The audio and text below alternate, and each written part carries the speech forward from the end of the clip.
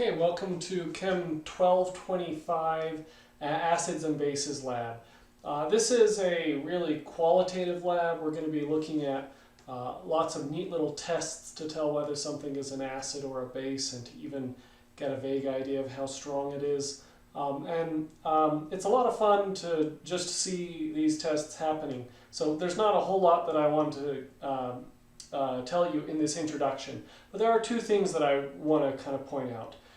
So one of the things that we're looking at is the acid-base properties of ionic compounds. So if I have something like NaNO2, sodium nitrite, if I want to see whether that's going to be an acid or a base, I need to recognize that this is a soluble compound. And so when I put it into solution, I actually have two things to worry about. I have Na plus and I have NO2 minus. And so we'll have to look at each of them in turn. Sodium here is a metal cation. We could think of it as the conjugate acid to sodium hydroxide. And sodium hydroxide is a strong base, and so its conjugate acid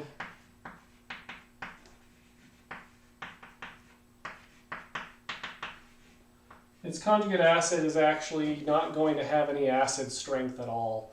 You remember, the stronger the acid, the weaker its conjugate base. The stronger the base, the weaker its conjugate acid. Well, for the strong bases and for the 7 strong acids, their conjugates, they don't really deserve to be called acids and bases at all. They will be inert. So in other words, we have nothing here. There's no acid or base activity out of the sodium ion. If we look at nitrite, we can see nitrous acid is a weak acid, and its conjugate base is the nitrite ion. And so we know that this will be a base. And because of that, it makes sodium nitrite, the compound as a whole, will behave like a base. When it dissolves in water, the pH will go up. You can have something like NH4Cl. I'm trying to choose ones that we don't actually look at in this lab. And we'll do the same thing here. NH4 plus, Cl minus. Well, NH4 plus is the conjugate acid to ammonia. So this will have some acid property. And then Cl minus, that's the conjugate base to HCl. HCl would form Cl minus NH plus. And because HCl is a strong acid, its conjugate base, Cl minus, doesn't really deserve the name base at all. This will have no activity. Okay, and I'll just throw up one more example here.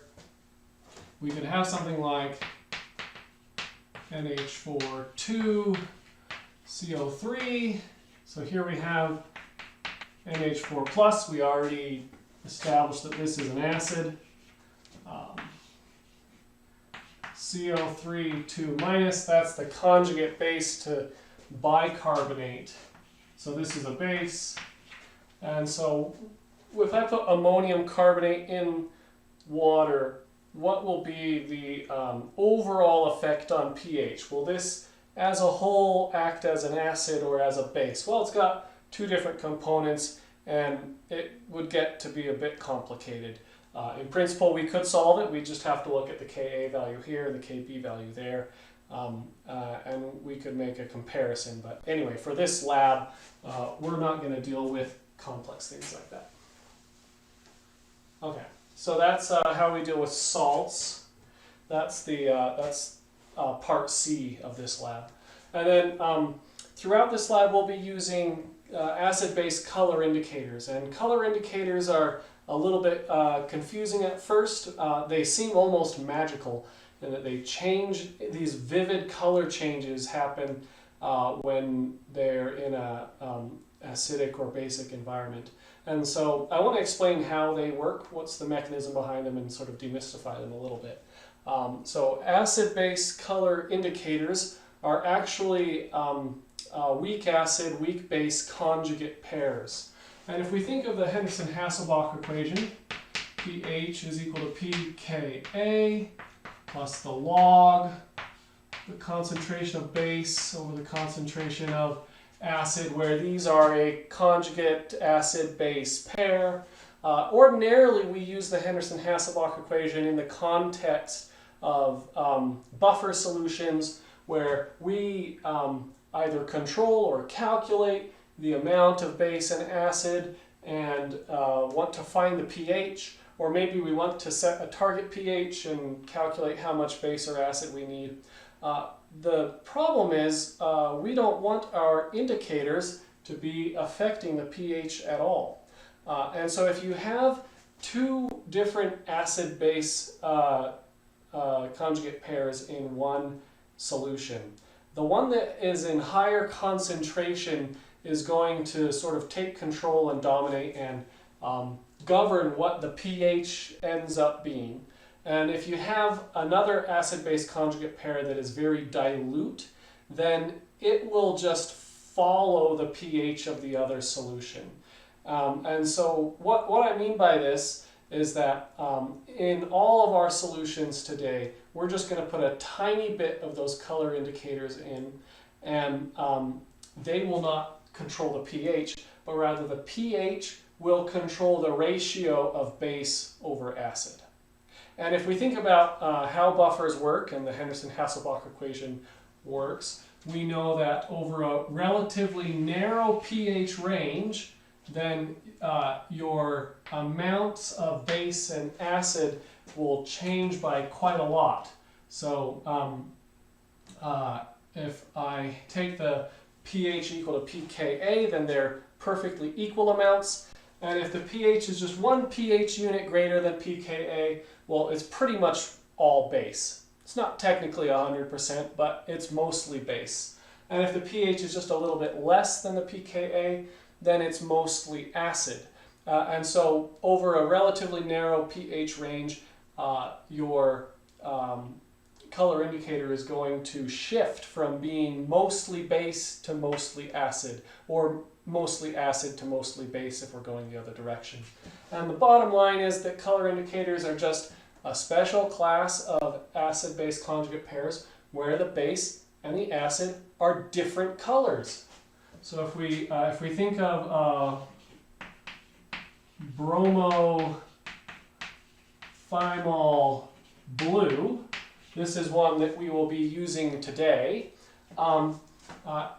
I don't actually know its formula, so let's just say it has an acidic form, we'll call it HBB, and that is in equilibrium with its basic form, we'll call it BB minus. And the acidic form is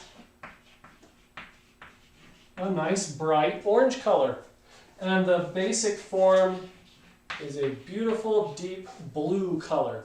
And so as the pH, if you have a pH that is acidic, then your solution will appear orange. If you have a pH that is basic, then the solution will appear blue. And if you're changing the pH, like we'll do at the end of this lab in a titration, then it will start one or the other. The titration will start it at blue. And then as you add acid, it will remain blue until the pH approaches pKa, and then it will rapidly swing over to orange. So hopefully this demystifies a little bit how these color indicators work. And if you haven't covered Henderson-Hasselbalch equation and none of this makes sense, it will make sense to you in a week or so when the lecture catches up to the lab material. But this is how they work. By being in small concentrations, they don't control the pH, they respond to the pH. And they have these wonderful vibrant colors. That's what makes them valuable as pH indicators. Okay, so let's get started on the lab. Okay, for part A of this lab, we're supposed to set up a 24 well plate, which I have done here off screen. So I've labeled what each of these columns have: 1 molar sodium hydroxide, 1 molar hydrochloric acid, 1 molar sulfuric acid, 1 molar potassium hydroxide, 1 molar ammonia, and then deionized water in that final row. And we're going to perform a number of tests with each of these acids and bases. So in the top well, we will add some magnesium shavings. In that second row, we'll add the indicator bromothymol blue. In the third row, we will add the indicator phenolphthalein. And then in the final row, we will add solid calcium carbonate. But before we start adding things, I have here some universal indicator on litmus paper. So this has a mixture of different color indicators that have been absorbed into this paper and then allowed to dry. And the idea is that each of the different indicators in that mixture is carefully chosen so that we get a distinct color at each pH value from 1 to 12. So let's go ahead and I'll leave that there for you to reference. We have pH 1 through 6 on the top, and then pH 7 through 12 on the bottom. And we'll just dip a little bit of this litmus paper into each of the columns. So here we have the NaOH, and I'll leave the litmus paper right up here. And here we have the 1 molar HCl.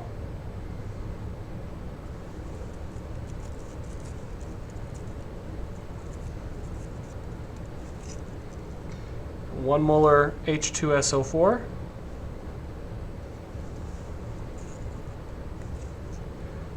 1 molar potassium hydroxide,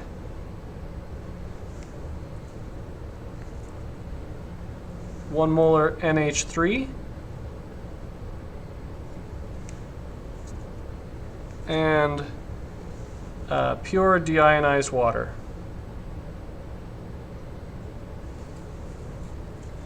So you can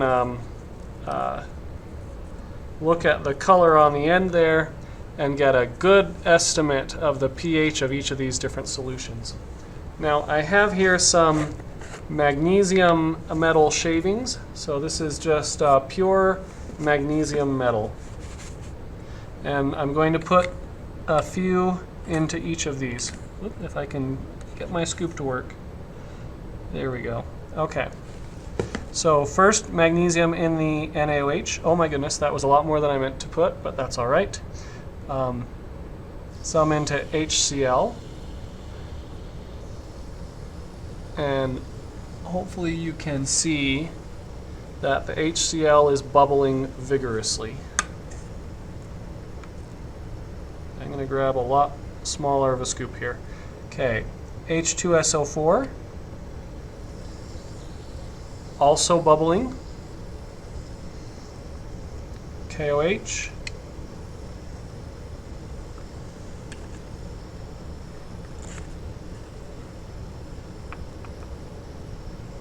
NH3.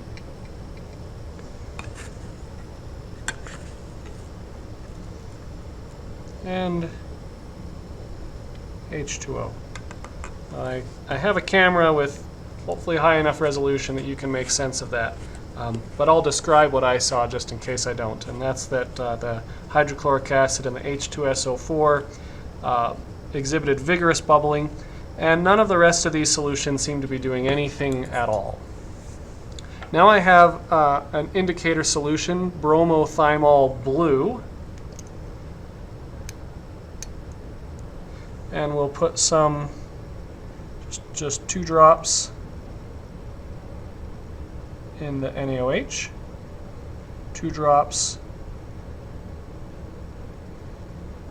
in the HCl, 2 drops in H2SO4, You know, it says 1 drop in the lab manual, I just noticed.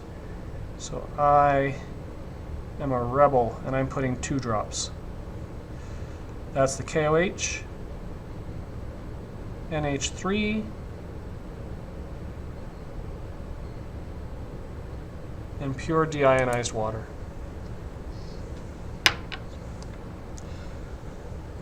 Okay, now we have phenolphthalein. This is another indicator that has the virtue of stringing 5 consonants together right in the middle of its name.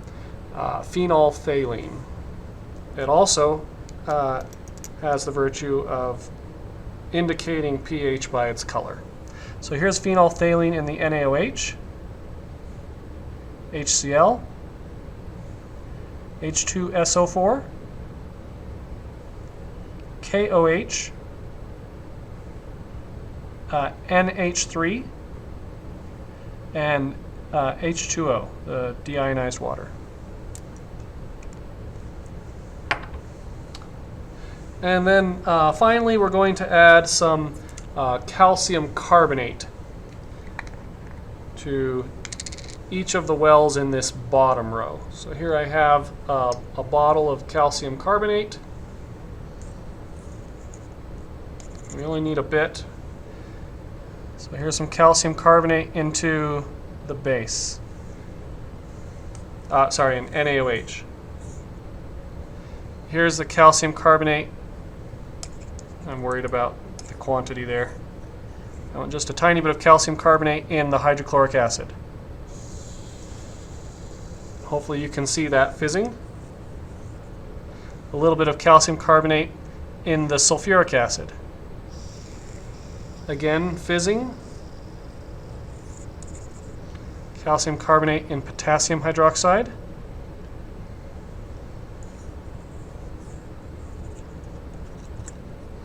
Calcium carbonate in ammonia. And then finally, a little bit of calcium carbonate in the deionized water.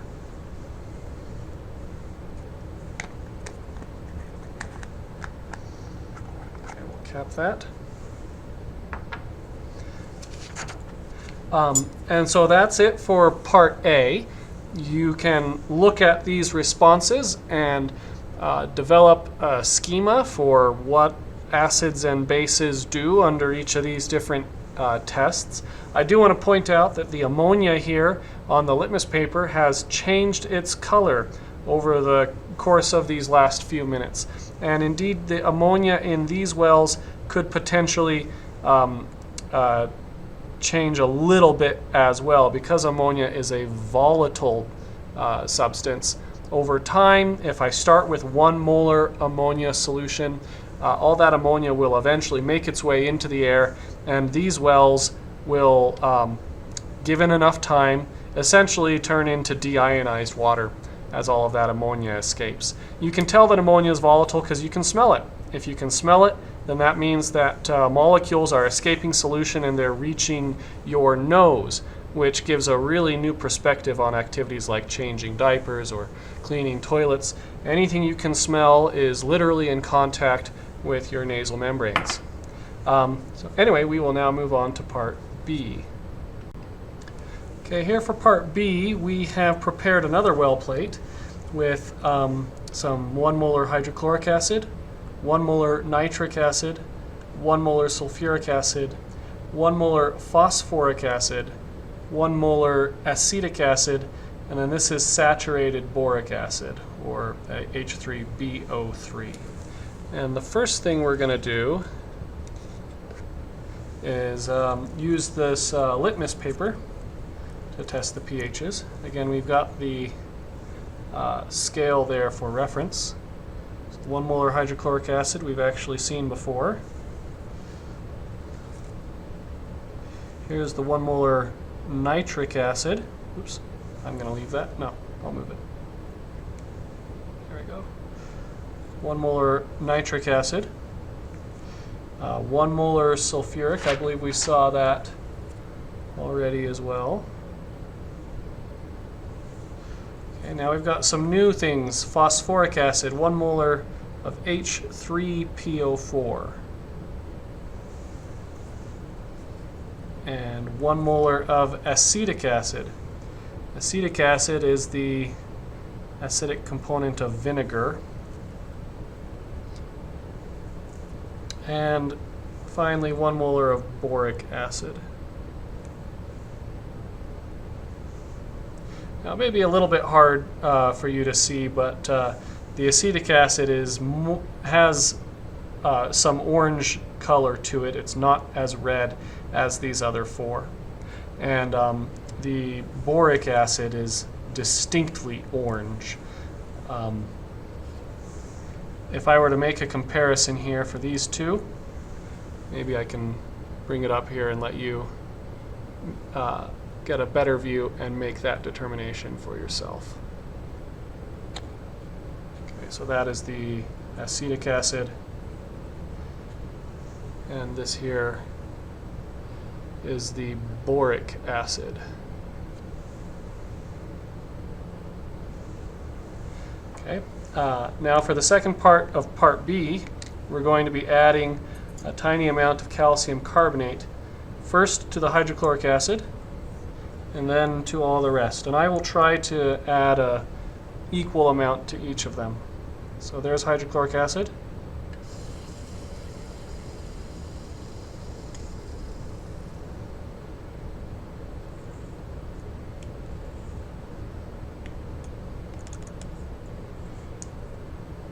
Okay, here is nitric acid.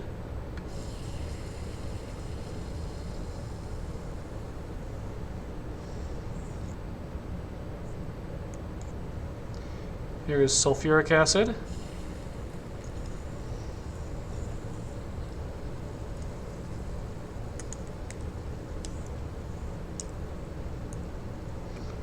And phosphoric acid.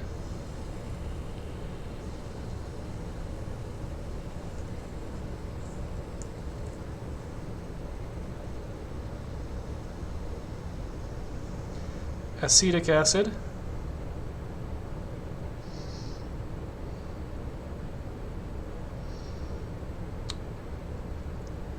And hopefully you can see that the acetic acid is certainly bubbling, but the bubbling seems to be a lot more restrained. And whereas the others consumed all of their calcium carbonate in a matter of seconds, there's still plenty of calcium carbonate bubbling away in the acetic acid. Then here to the boric acid. And again, in case you can't see, I will describe what I'm seeing in the boric acid. The calcium carbonate sunk to the bottom, and it doesn't appear to be reacting at all. If we waited long enough, perhaps we'd see some bubbles begin to form, but that reaction rate is very slow.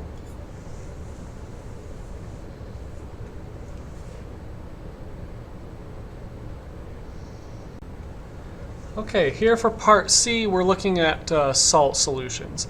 Now, you're asked to prepare a 50 milliliter sample of this in a volumetric flask by weighing out the appropriate mass of the solids. I haven't shown that because you're supposed to calculate that amount yourself. And your instructor is supposed to assign to you one of those solutions. So my idea here is that each of you take your birthday. For example, my birthday is the 16th, and divide that by 6. There will be a remainder. So this is going to be upside down for you, but I'm going to write 16 divided by 6. And in my case, that is 2 remainder 4, because 6 times 2 is 12. And I've got 4 left over to get up, make the difference to 16. So do that for your own birthday. And then take your remainder, and if your remainder is 0, or if your birthday is a multiple of 6, then you're assigned the sodium acetate, which we have here. If your birthday, hold on a sec. Okay, apologize about that. If your birthday divided by 6 has a remainder of 1, then you're assigned sodium carbonate. If you have a remainder of 2, then you're assigned the iron 3 chloride. If you have a birthdays divided by 6 remainder of 3, then it's ammonium chloride. If the remainder is 4, then you have aluminum sulfate. And if the remainder is 5, then it's sodium bicarbonate. So me, for example, that's 0, 1, 2, 3, 4.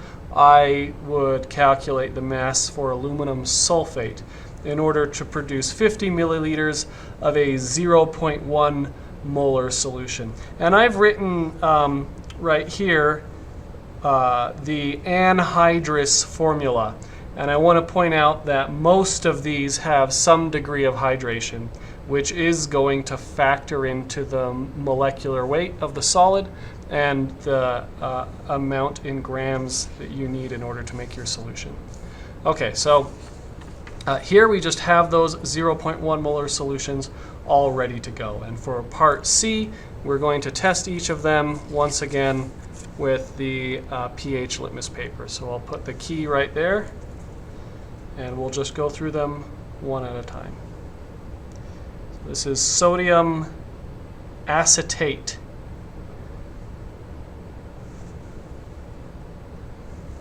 Sodium carbonate.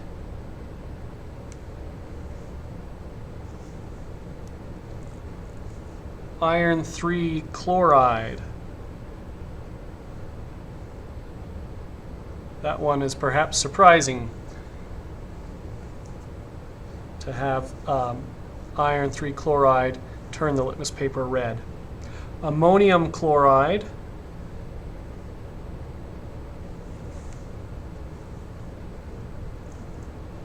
Aluminum sulfate.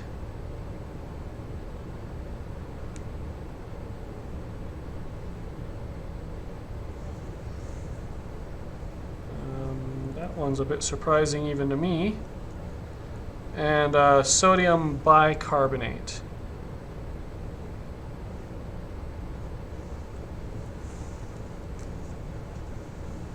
I'm going to do something here a little bit sloppy. Okay, I had used an aluminum sulfate solution that was already prepared in the stockroom because I saw an opportunity to cheat and not actually weigh out that mass and make the solution. But now I've just made an aluminum sulfate solution from the solid just to double check and confirm, and the color looks the same. So those are your 6 colors, and here it looks like the sodium acetate, as it dried, the color changed, so I want to urge you to use the color that you saw when it was still wet, when I immediately after I had dipped it in the solution. Now you're asked to identify which of these solutions are acidic and which are basic, and write net ionic equations, seeing how each of those salts reacts with water. And I do want to give you one little clue on that, which I left out in the pre-lab lecture. When you have an ionic compound, like say sodium acetate, that dissolves in water, what you have is actually 2 components. There's the sodium 1+ ion and the acetate 1- ion. So when you consider the acid-base properties of the compound as a whole, we'll look at each of those individually. Sodium 1+ ion, does it have acid-base properties? And the sodium is sort of the conjugate acid to sodium hydroxide, if you want to think in those terms. But sodium hydroxide is a strong base, and so its conjugate isn't really an acid at all. Sodium is inert in terms of acid-base chemistry. What about acetate ion? That's the conjugate base to acetic acid.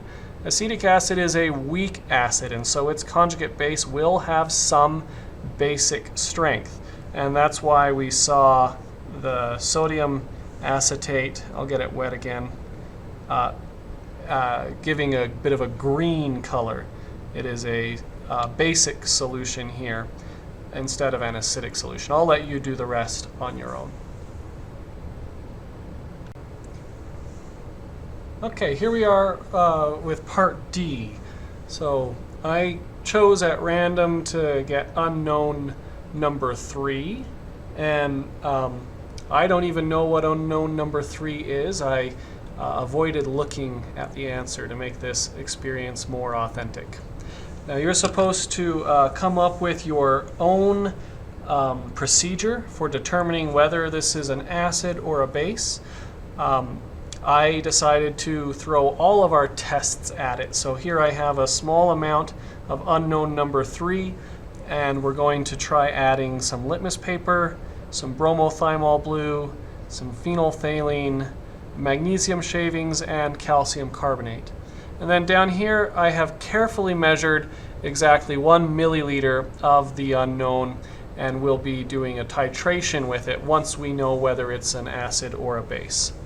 So let's start with the litmus paper.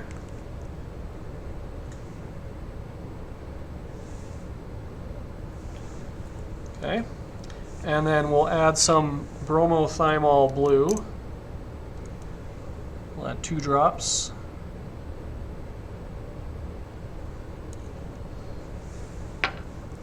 Add some phenolphthalein.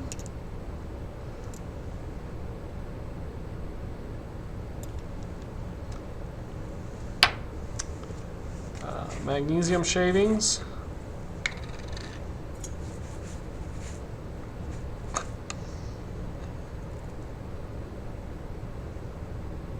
There we go.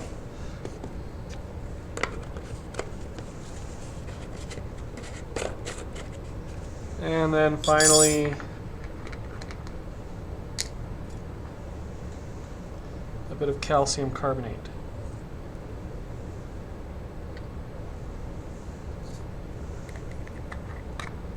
So I'll give you a minute to think about whether this is an acid or a base. Looking at our color indicators here, they're all suggesting that it is a base. The lack of reaction with magnesium and calcium carbonate also seems to confirm that. And so since we're going to be titrating a base, we're going to use bromothymol blue as the indicator. What we're going to be looking for is for this color to change from the blue to the greenish color that we saw before. And if we're going to be titrating a base, then we're going to use 0.1 molar hydrochloric acid. So I have a clean dropper over here, and we will add it 1 drop at a time. And this is a crude sort of a titration. You'll be doing a much better titration in a future lab. But this can give us a crude idea of the concentration of our unknown base. So here we go. 1 drop, 2 drops, 3 drops, 4 drops, 5 drops, 6, 7. I'm actually going to take a little pause and use this other dropper to sort of do some mixing. Where are we at? 7, 8, 9, 10, 11, 12,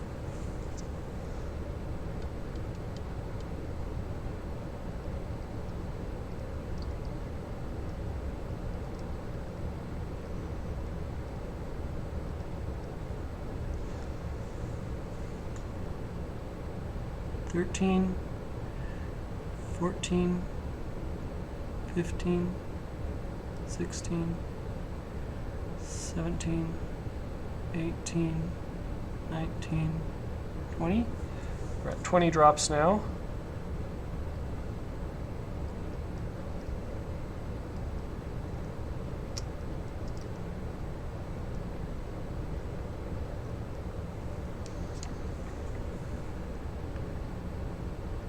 21, 22, 23, 24, 25, 26, 27.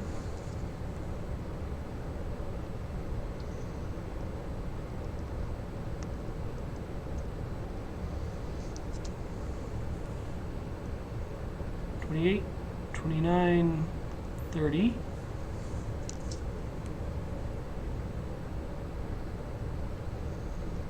Drops. We've added about 1.5 milliliters now.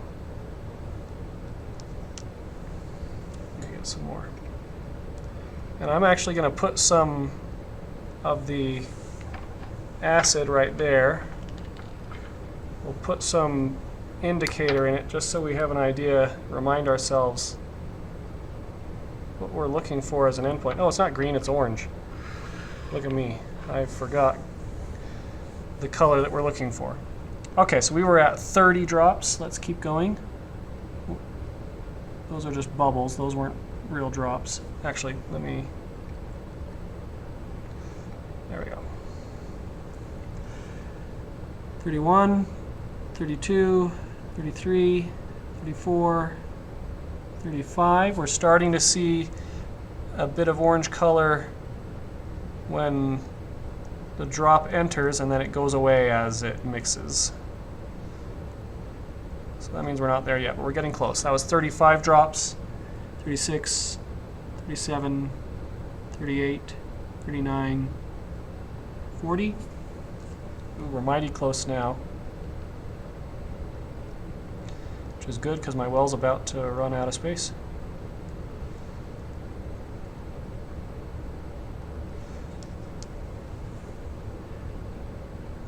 '41, 42, 43.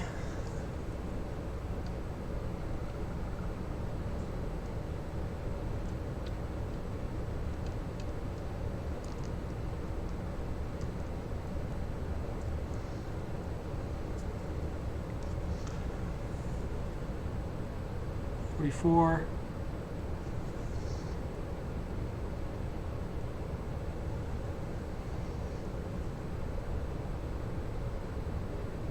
45, 46, and that might be it. 46 drops. Perhaps it should have been 45. I was a little bit quick at the end there. Why don't I get a fresh sample of exactly 1 milliliter, and let's do that titration a second time just because we can. And it might be nice to get a better number.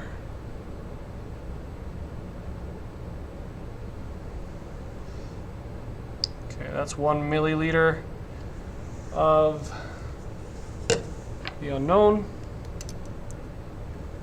We'll put 2 drops of indicator.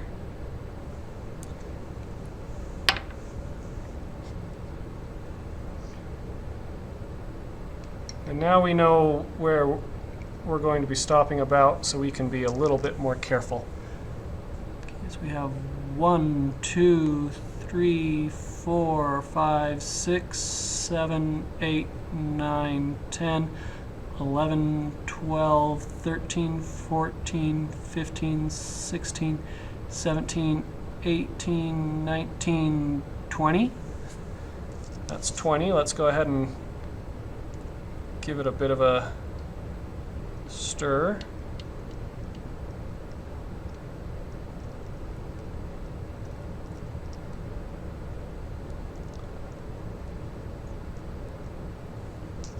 Okay, continuing on. 21, 2, 3, 4, 5, 6, 7, 8, 9, 30. 1, 2, that's 32.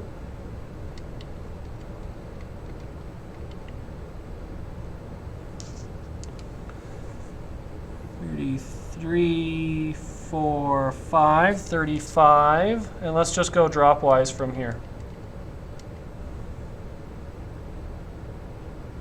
36, 37, 38,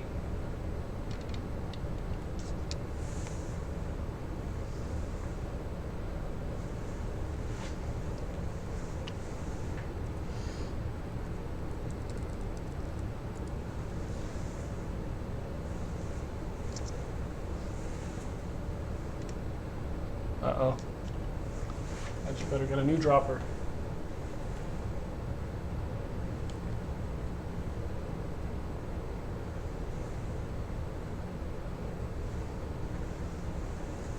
I don't remember which one was which.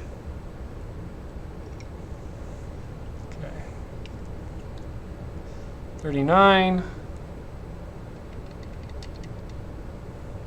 Ooh, we're at that green. 40. And there's the color change.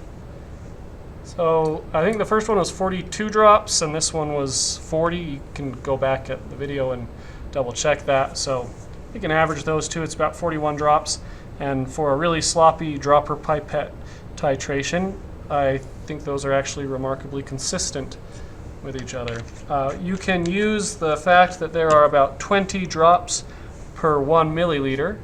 We had 1 milliliter of the unknown, and we're using 0.1 molar hydrochloric acid to now go calculate the concentration of our unknown. And that's the end of the lab.